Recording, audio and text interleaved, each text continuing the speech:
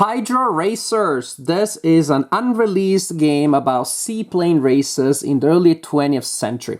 So what you see here is a prototype. The final game may look different. The publisher asked me if I wanted to take another look, and I said, well, sure, I love to look at games and play games before they are released. It's just fun that way. And I was hoping to film one of my usual reviews.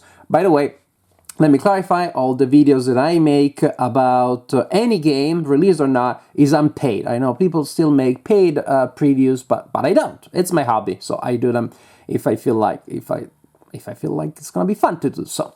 So I wanted to play HydroRacers. It just so happens that my constituents that this day are mainly my kids. For whatever reason, they didn't feel like playing this game, and you know, I'm not gonna force people to play games. So I thought I'm gonna play the game Solitaire, two-handed. I'm pretty good at that. I did that for endless war games, so why not? But because of the mechanics, I really think that this game needs to be played with at least 3 players, with at least 3 planes, for reasons that you will see. And so I played the game three-handed. That's too many limbs, meaning I'm aware that that doesn't necessarily give me a good sense of really gameplay, give me a sense of the mechanics. So instead of reviewing this game in this video, I'm gonna just give you an overview, a preview slash overview. I'm gonna show you the basic gameplay, I'm gonna tell a little bit about the advanced modes, which I haven't played, but again, I'm not making any claim that I have a strong opinion one way or the other. But this way you still get a sense and you get some information about the game that is not out yet and maybe doesn't have a lot of information available about it. So we are gonna race around this track. There are 2 tracks, one on each side of the double-sided board, and each race is gonna be 3 laps. At the end of a lap, we score based on the order in which the planes made it through the finishing line, or based on the order in which they crashed. If you crash, of course, you rank last among the planes that are still racing. Also, there's betting. Players can spend air coins to bet on themselves or other people if they think other people are gonna do better.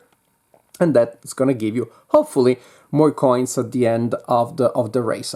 So you will score points for ending in a good position and or betting on the right people, and at the end of 3 laps you score points, and each 10 air dollars becomes a victory point, and the player with the most points wins the game. Now, as you can see from the tokens there, the player that is in the lead will get a penalty when moving. There is the token that represents air resistance. Whereas the people behind that start the movement right behind somebody else will get a +1. You know, they're just exploiting the drafting caused by the player right behind them. And there are other games that do that, like Thunder Alley, for example. And I like that. So that's why actually I think that with 2 players, you're not going to have that much. I'm afraid it's going to be too much tug of war. I'm in front, then you're behind, and I'm in front, then you're behind. This way, the pain, the bonuses, and the penalties are spread to me a little more evenly if you play with more than 2 airplanes. But again, that means that probably the game is not as fun played two-handed. So each player has 4 tokens that are used, again, to bet on themselves or other people. Each player has a cockpit. What you see here is the basic one. So there's a frame. You slide your plane in there. You have a pilot. And you have a bag with danger tokens. Some gray, a lot of them yellow. Gray is good, yellow is bad.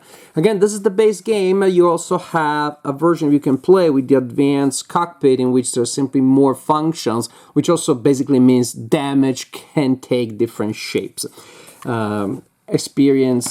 Expert cockpit means a lot more kinds of damage that you may have to deal with.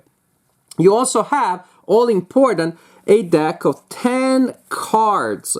You use these 2 moves, and these 10 cards, that's all you got. That is all you got. Once you know the rules, you know they're not going to be enough. You're never going to make it around 3 laps just by using these cards. What? We'll see then what we're going to do. So once you play these cards, they are gone. Each player at the beginning of the game shuffles their cards and gets a hand of 3. And then in the order in which we are there, we're going to start playing. Super simple. When you play a card, you advance that number of spaces plus or minus possible penalties. So if I play that card right now, a 7, it becomes a 6.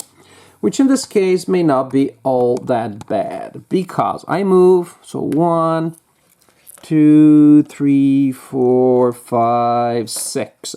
As you can see, I passed that line there, which had the number 8. So these are dangerous passages. When you pass one of these lines, if your speed exceeds that number there, which was 6 was good, you take damage, or you may take damage. What happens? You draw a disc, from a danger disc from your bag.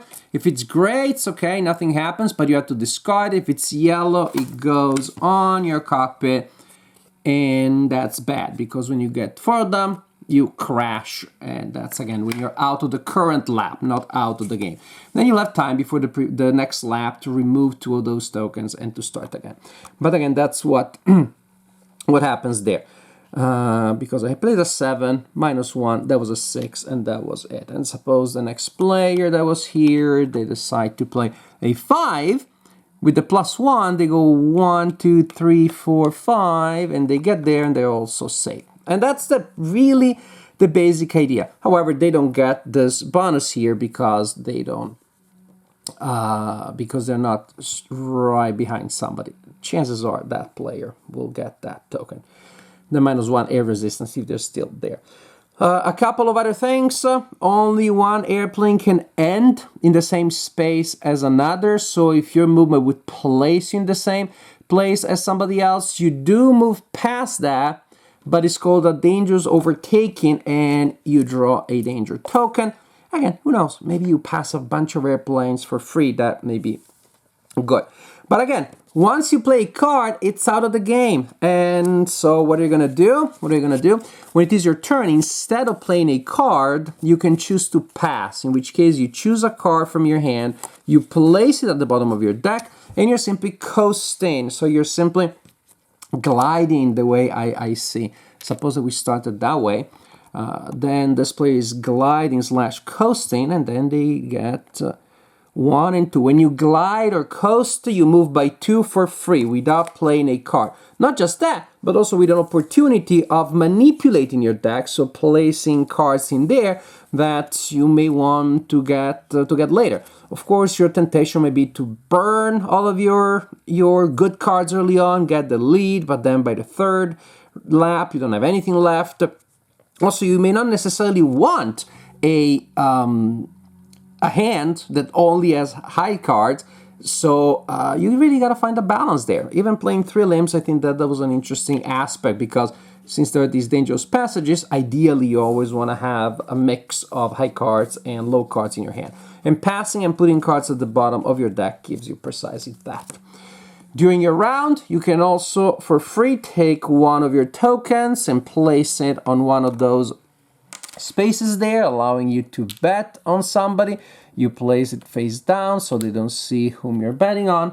But that's the general idea, really. That's 90% of the rules of the base game. So it's super simple. Again, you're flying around, and the order in which you arrive, of course, will determine how many points you score. Again, people that crash go at the bottom of the line. So that's the idea. You play the round, then you score those points, reset, and repeat for 2 more laps. Now, as for the advanced modes that I told you about, again, we have the Cockpit Expert or Expert Cockpit, in which, as you can see, you slide more tiles into your cockpit game piece, and that will trigger different effects based on how damage is assigned. And then we have the campaign mode, in which you play multiple races, and also what you do this time, you're gonna have upgrades. So your plane is gonna be modified from race to race. You're gonna collect and spend resources to be able to modify and change. I think, of course, this means that it becomes a lot more complex. It will take a lot longer to play, but then you have the satisfaction of experimenting with different setups. And you can see from the prototype of the rulebook, there are a lot of different things that you can use. So if you like the basic game, do it work that way. Yes, there's also with autopilots, but these days most games that require an AI, I play them solo, two-handed, or I don't. So, well, this is not a video review of HydroRacers. I hope at least it piqued your curiosity. I hope at least I was able to give you some information about the gameplay.